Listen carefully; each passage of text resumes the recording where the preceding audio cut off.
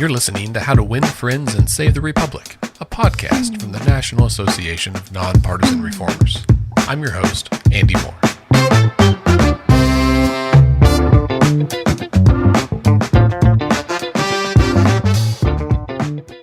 My guest today is Bill Shireman. Bill is a social entrepreneur, environmental policy innovator, and a rare San Francisco Republican. He brings together people from all sides of the political spectrum, including capitalists, activists, conservatives, and progressives, among others. Bill attended the University of California at Berkeley, where he studied journalism with an emphasis in the political economy of energy. In 1996, he founded Future 500, which we'll be talking about later in the show. He's also an accomplished author with more than half a dozen books bearing his name. Welcome to the program, Bill Shireman. I am so happy to be here, Andy. Bill, I think of all of our guests, you have, at least for me personally, one of the more interesting career paths. And I will admit somewhat gleefully that you don't fit neatly into, the usual political buckets that I think most Americans use to kind of understand our country right now. And I think that's a good thing. And we're going to talk about presumably why you think that's a good thing as well. For example, we mentioned that you are a lifelong Republican, but you're also an environmental activist. Those are not two things that we often hear used together to describe someone. You're identify as a social progressive, but also a free market enthusiast. And so I think maybe my first question, before we kind of get into your background, is I want to know how you see yourself. And kind of the lens through which you see the world before we get into talking about that world. Well, it's an interesting question. I think most people don't fit very well into these categories of Republican, Democrat, progressive, conservative. Even we discover more and more, male, female, white, person of color. All of these are straitjackets that stereotype us, and stereotypes are necessary for us, but they are an insult to every individual inside the group that's being stereotyped because nobody matches it. In my case, I think the way that I'm programmed to see the world is to identify gaps and fill them. That's, watching myself grow up over time. It's been, I look out there and I see a gap and I fill it in. That is, I see somebody that's left out and I want to bring them in. I see an idea that's left out and I want to bring it into the discussion. So whereas some people will say, what is my group and what does my group believe? And therefore I will take on what my group believes. And these people are the others that are on the outside, and these ideas are the unacceptable ideas. My brain seems to work in the opposite way. Like, who's excluded from our group? Let's go bring them in. And what ideas are we being willfully ignorant about, or sometimes just plain ignorant about? And let's bring those in too. And frankly, it's kind of irritating to everybody because I can't go along with any ideology fully. So it makes me a little bit of a gadfly inside every group that I'm a part of. Just a little bit painful at times, but not bad. Yeah, and that's the hard thing, I think, about our current political climate is that there are purity tests on every side, right? And if you don't fit into someone's idea of what is pure and through their lens for their label, then they try to cast you off. And that means either you can be a little bit in every circle or not at all in any circle and live on the outside. And it seems like you have found a way to really kind of thread that needle and walk the line where you can, you could be a day walker in all of the, in all of the zones. Yeah. It is. Yes, I have, and I don't know that I chose it. Maybe I chose it. It just seems to be the way I work. I cannot stomach just accepting group think. I just can't stomach it. So I don't do it very well. Yeah. I was listening to an episode of the Politics in Question podcast from the New American in R Street, I think, and Yeah. Lee Drutman, as he often well articulates, that our current political system has, two major parties that are fairly weak. And I love whenever he questions, he just says, what are parties? Who are the parties? If you say the party wants something, who are you Yeah. talking about? Are you talking about, Bill Shireman, who's a Republican, or, Donald Trump, who's a Republican, or Mitch McConnell, or, your neighbor, your friend, whatever. It's not a well-honed identity on the national scale. And I think the way that you opened it there of like identifying that you, like most Americans, just don't fit cleanly into some of those buckets, and searching for a way to help others see that, diversity, breadth of personality and belief that exists in another person. Yes. Yeah. So this begs the question, at least for me, were your parents politically active? What buckets do they fit into?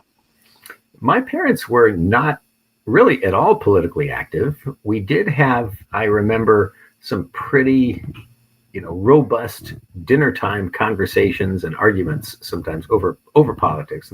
Primarily, my dad and I would spar on that. But no, my parents were not political, and they were kind of, I think,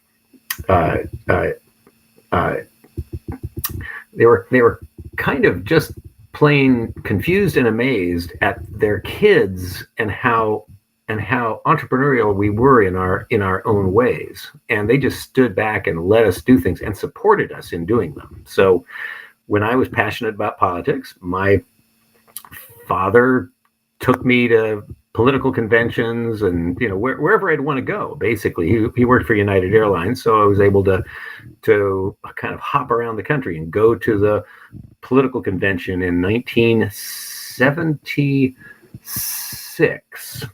No, 1972. In 1972, I went to the Democratic convention in Miami, Florida, and George McGovern was being nominated there, and I was the youngest reporter. I was a certified designated reporter.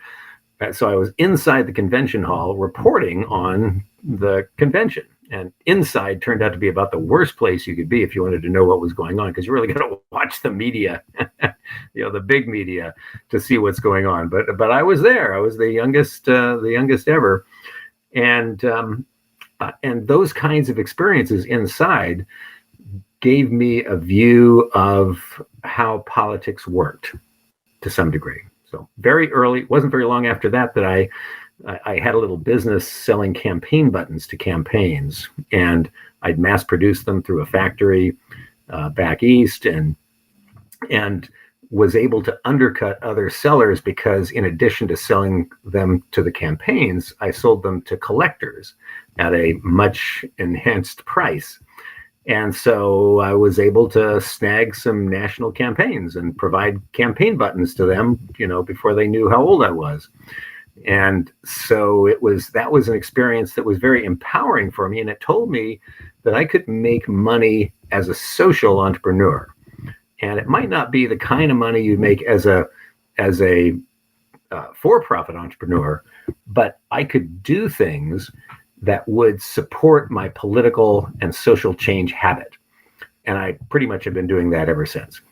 Yeah, that's fascinating. How old were you when you were selling those campaign buttons? The campaign buttons, well, I started when I was 10 or 11, but really got into it when I was 14, and then 18.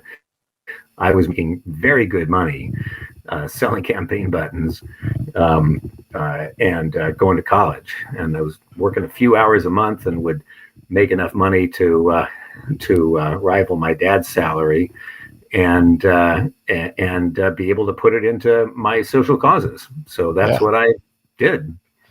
That's got to be incredibly inspiring and humbling to your father to see his son like doing this as a side project and being so successful. Good for you. He was the one that enabled it. He and my mom enabled it. I mean, I had the luck of I had a home. I had all my expenses covered. They covered, a good amount of my college too. So I had an advantage. It wasn't like I was outperforming him. The whole family was enabled me to do this. Yeah. Now, I know that the environment is one of your social causes, and I'm sure we'll talk about that more as we go along in the Climate for Unity pledge. But I'm interested to know, what are some of your other social causes that you've been championing all your life? I have long been a champion for people who are left out. And I think that comes from feeling left out myself. I think, to a significant degree, I just feel like I don't quite fit into any group, and fully, like, I don't immerse myself in a group and just be the group. And so I think I have an easy empathy for anybody else that's left out, and for ideas that are left out. So, social justice has always been a big thing. Gay marriage is something I supported decades before anybody talked about gay marriage. It just made obvious sense. Women's liberation. When I was 5 or 6 years old, I'd be driving around. I'd be in my parents' car, and I noticed that my mom would always drive unless my dad was home, and then my dad would always drive. And it indicated a kind of pecking order that I thought, well, that's not very fair. Like, why would that be? So, early proponent for equity and justice and fairness and equality. Now, over time, I've developed an appreciation for diversity, which I think is very different from equality, as in sameness. Early on, I kind of thought, well, everybody is pretty much the same. It just depends on how we're brought up, how we're different. And over time, I've realized, well, no, that's not exactly the case.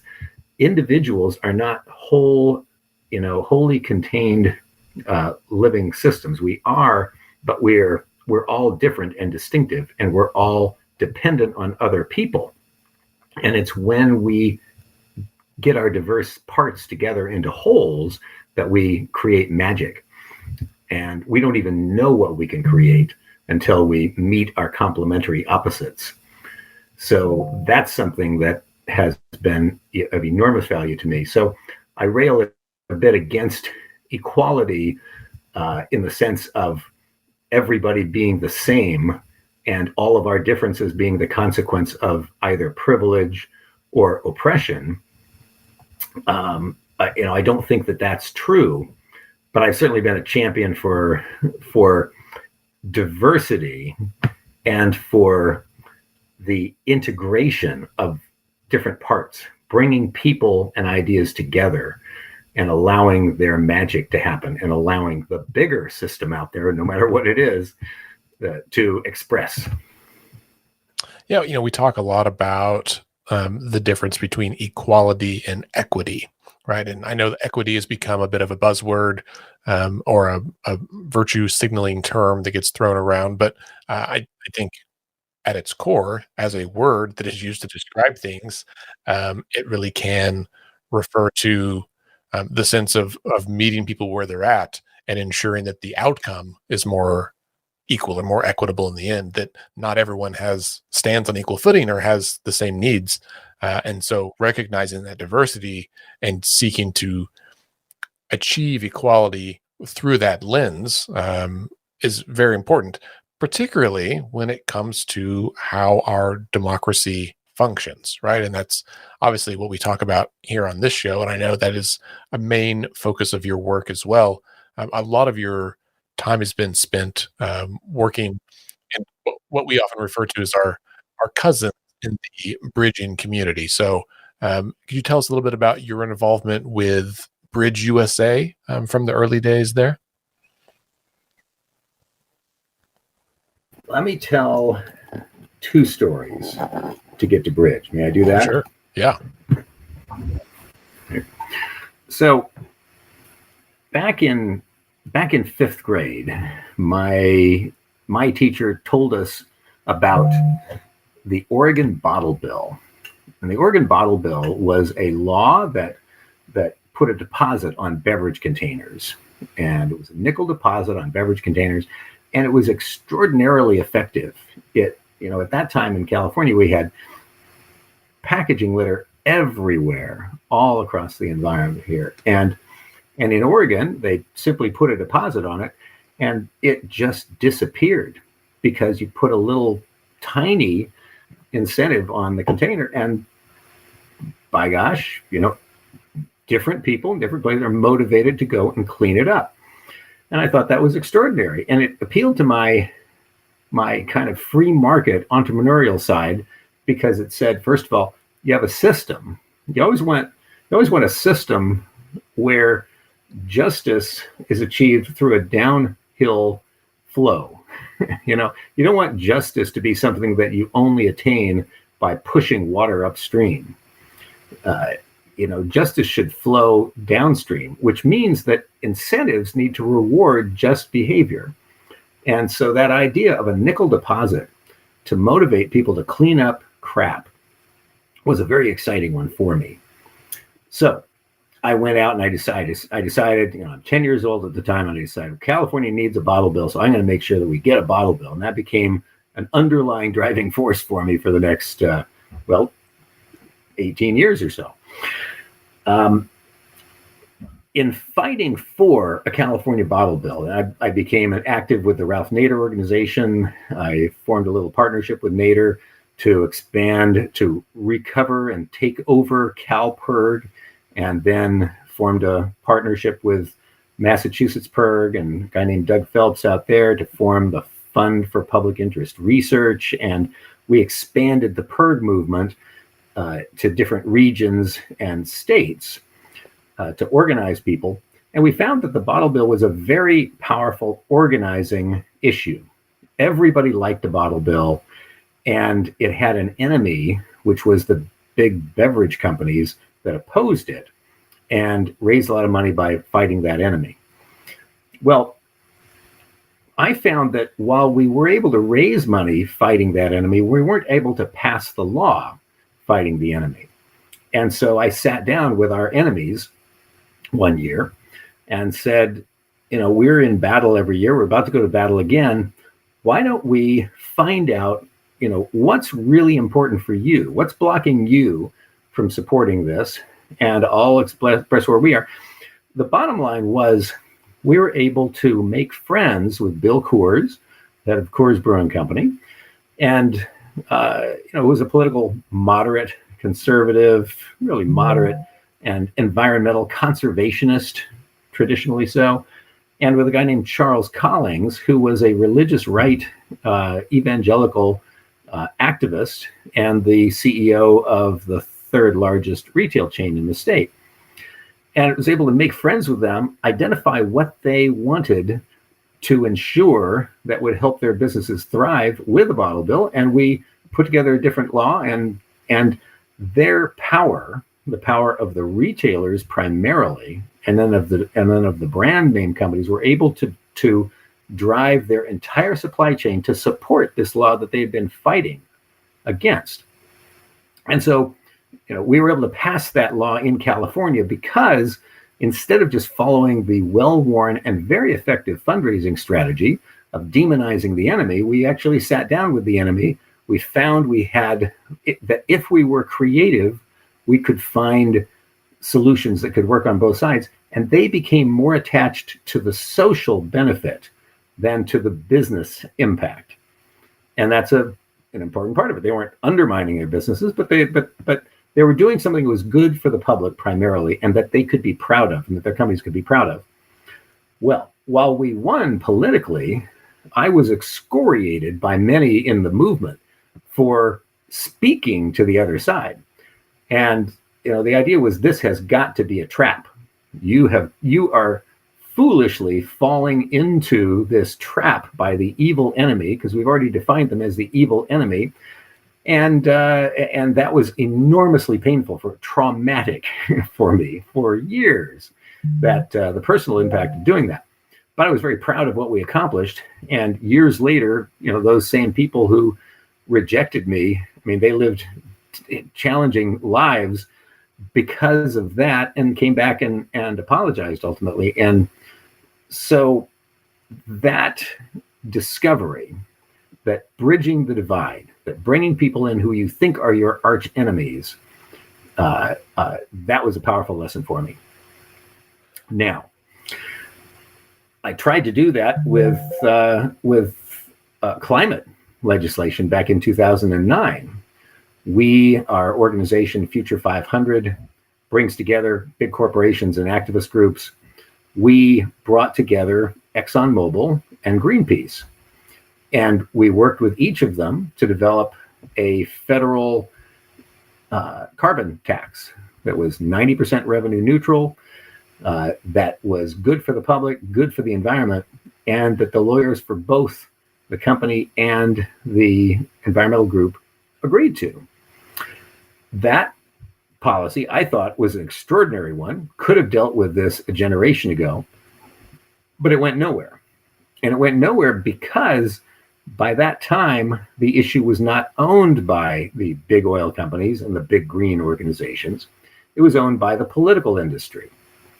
It turned out that just as the bottle bill was more profitable to fight for but lose, climate protection was more profitable to fight for and lose as well. And in fact, an entire political industry had been built up around fighting for each side in 5 issue areas: abortion, guns, immigration, race, and climate. Each side had its organizations that cast the issue in extreme ways against one another and generated tremendous amount of money. And then the real profit center turned out to be the media that's built around popularizing and demonizing each side in each of those 5 issues. So then I realized we've got a nation that's now addicted to maintaining these problems, because there are 2 big industries that depend on that. The political industry, fundamentally, that wants the public divided between the left and right, so that the industry itself, these are lobbyists and power brokers and message makers and so on, so that they have the ability to manage the $4.5 trillion annual budget and extract money from vested interests in order to protect their little pieces of that budget. So we got that industry. And then the media industry has framed itself around this too, so that without wanting to do so, we've created a system that perpetuates and deepens these problems and deepens the divide. So when groups of students began to see what was happening here, and I got calls from students at University of California, or University of Colorado, Boulder, actually, and then UC Berkeley and Notre Dame, they had formed an organization called Bridge USA. And I thought, well, this is spectacular. This is exactly what we need to do. So that became a little project for me to help them, introduce them to people that could help to fund their organizations, give them counsel, and serve as a kind of a godfather in the background. And I still do that. And I'm now very proud to be the chair of the board of Bridge USA, which now has more than 50 chapters around the country, is growing quickly as an opportunity for students to come, whether they are conservative or progressive or trying to figure it out.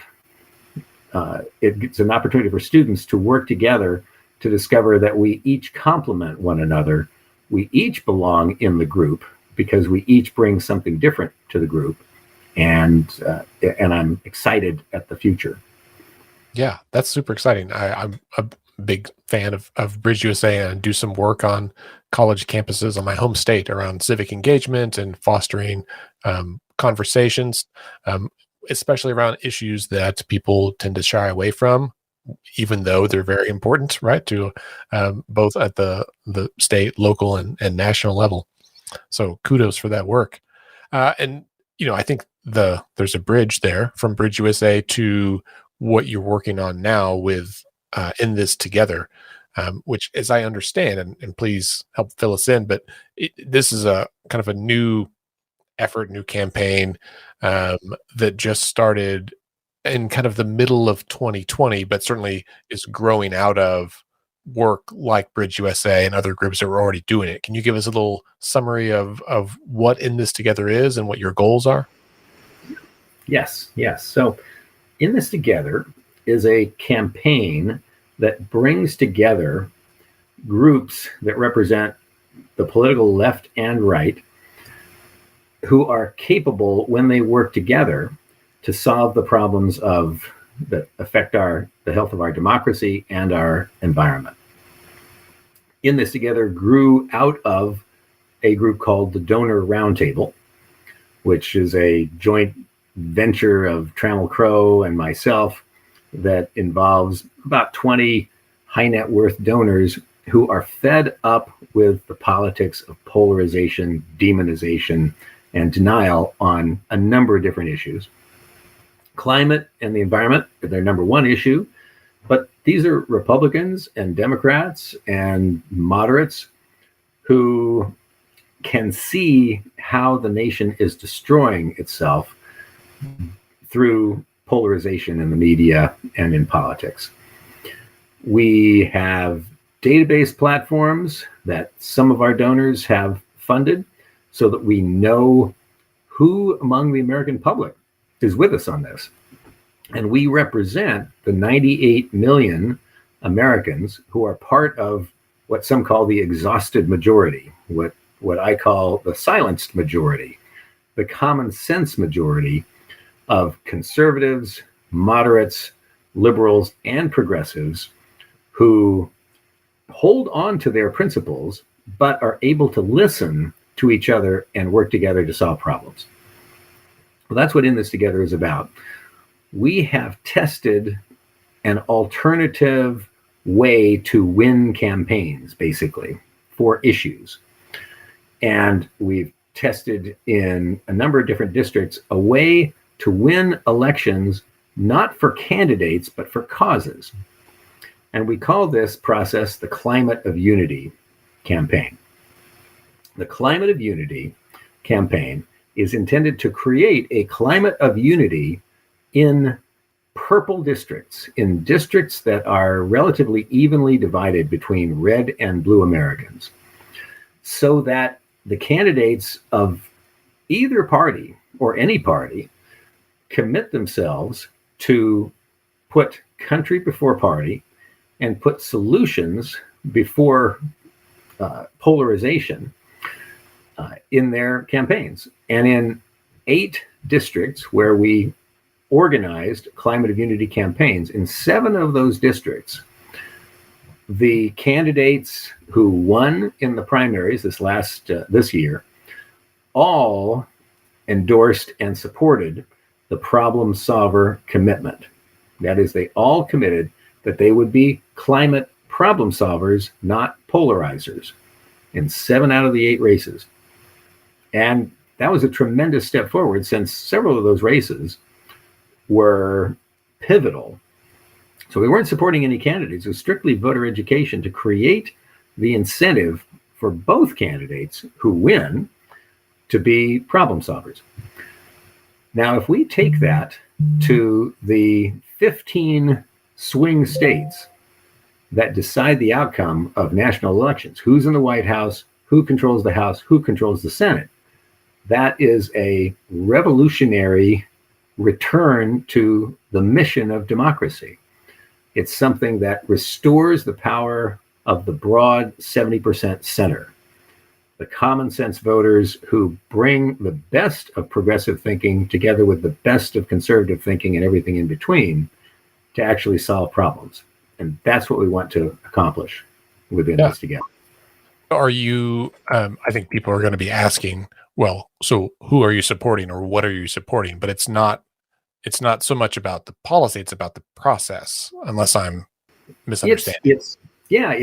It's supporting the climate, the climate in which debates are carried out.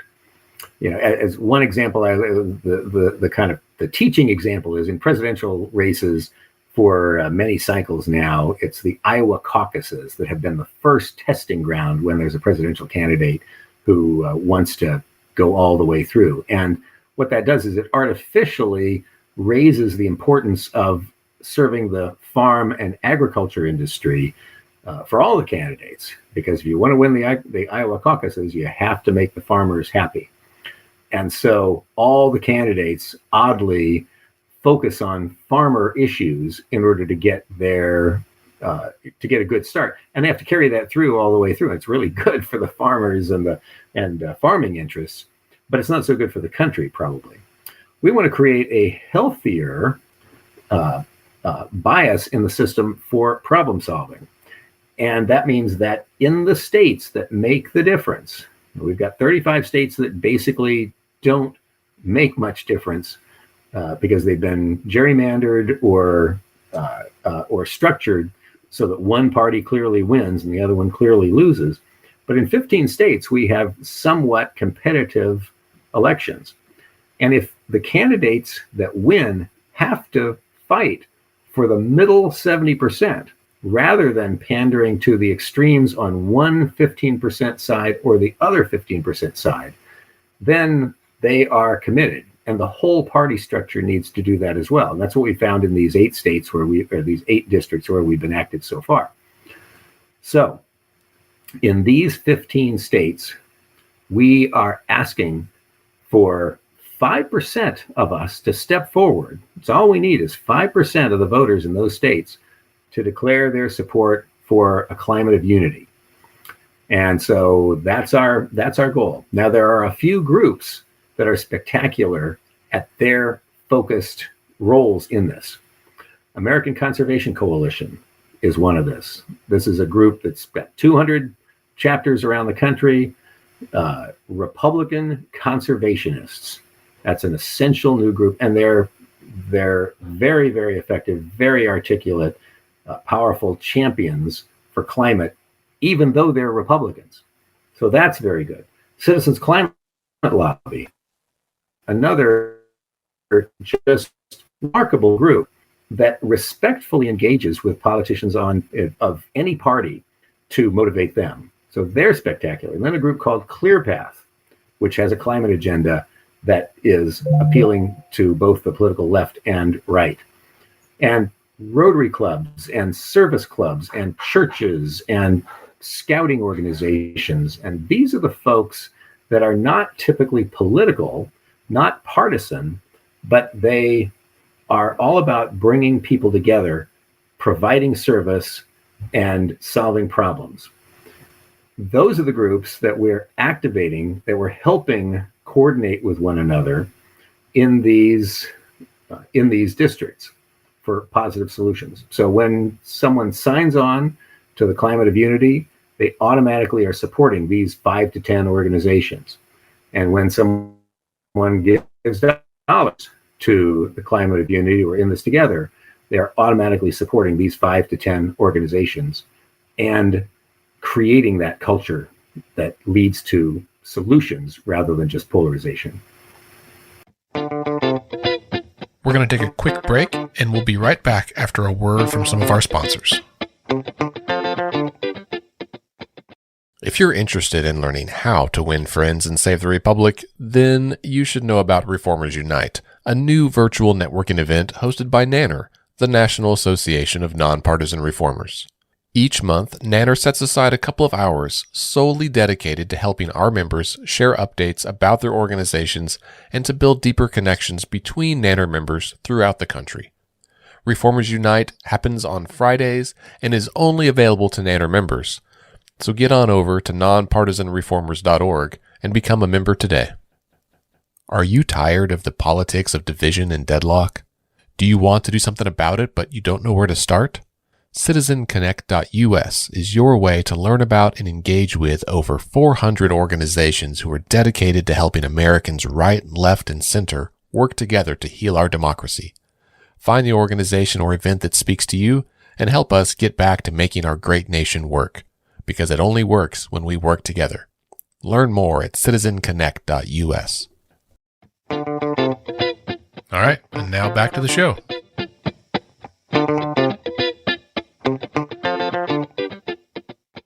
our podcast is called How to Win Friends and Save the Republic.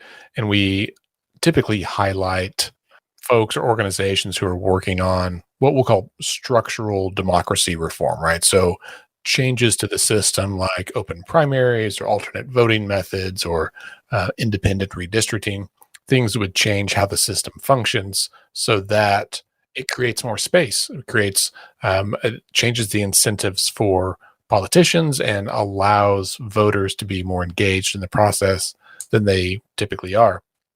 And if you take the title of our show, How to Win Friends and Save the Republic, that first part about how to win friends is very much what you're doing. Right? You're focused on the individuals at, both certainly politicians, but also just the voters, the stakeholders, the grass tops folks in communities that have some sway and could stand up and say, hey, this is the direction we want our district or our country to go, and we're going to stand up and again try to incentivize politicians to come where the voters are and to do it in a way that is more positive and less caustic than what most of us have grown accustomed to. That's great. Tell us a little bit about the Climate of Unity pledge, because that's a pledge that folks can go to the website and sign right now. Right. climateofunity.org. And it's a simple pledge. It's a pledge that we will use our dollars and our votes to support the leaders and companies that are working to solve the issue of climate with real solutions that they're putting on the table. So it's a promise that when I go to the polls, I'm not guaranteed to vote for whatever party I am registered for or the candidate that they have put forward. My vote, I am a free range voter, and I will vote for the candidate that demonstrates to me that they are most dedicated to solving the problem of climate or other problems, not to polarizing. And the same is true of the dollars that I spend. I'm going to spend my dollars with companies that are dedicated to solutions. And when we make that pledge, we multiply our power as voters. And a very small number of us in these close contests that are often decided by 1% or at most 2%, a very small number of us decide what culture wins, the culture of warfare and division, or the culture of connection and resolution. And that's what we're voting for, not for candidates, not for parties. We're voting for resolving the problems and connecting us together as a community. Well, Bill, what's the response been like since you all launched in this together? Well, the response has been dependent on how we've done our work. That's the important thing of what we've done so far. We've experimented with everything in these campaigns. We have organized citizen canvases, phone banks. We've done digital advertising. We've done online petitioning. We've done door-to-door petitioning. We've done video ads. We have tried to create our own organizations locally, and we have piggybacked with other organizations. We've learned through that process what really works. And so, here's what works. Great organizations that are already out there doing this work and empowering those organizations and then connecting their works together. So that's why what we've found is that groups like Citizens Climate Lobby that are so effective at bringing citizens together to meet with public officials in a positive, grateful way, that's a power. We need more of them. They have 500 chapters around the country. We need more people in those chapters. American Conservation Coalition and groups like that, Ducks Unlimited, Trout Unlimited, Theodore Roosevelt Conservation Project, the traditional conservation-oriented groups that have not been very visible. They are very, very effective. And then the local service organizations, Rotary clubs, churches, scouting organizations, scouting moms, Girl Scout moms, Boy Scout moms and dads, and the scouts themselves, veterans organizations. These are organizations of people that are already dedicated to providing service to others. That's what they do. So those organizations need to have the opportunity to get more engaged in this. So that's what works. Digital advertising clearly works to bring people in. Petitioning generates the signatures that drive commitment, to drive that promise. Regular text messages and emails motivate people to keep their promise, to continue to let political leaders and business leaders know what their expectations of them are. So you put those pieces together and you have a very effective campaign. So the campaign works because we experimented with a lot of different things. We found out what works, and now we're focusing on what Bill, works. thank you so much for being with us today. Absolutely. I'm really excited at the work that you are doing and that all of your listeners are engaged in. And I want to encourage everyone to go to that site, climateofunity.org, and make the pledge. And then as we give you opportunities and call attention to opportunities to use your dollars and your votes to make a difference, fulfill that promise, and you'll find that you and we have many times more power than we have been wielding before. My guest today has been Bill Shireman, telling us about his new project called In This Together and the Climate of Unity Pledge. You can learn more about those at inthistogetheramerica.org, and you can sign the pledge at climateofunity.org.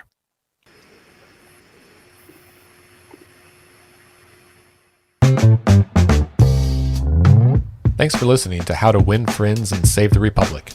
This podcast is a program of the National Association of Nonpartisan Reformers. For more information about our organization and how you can join, please visit our website at nonpartisanreformers.org.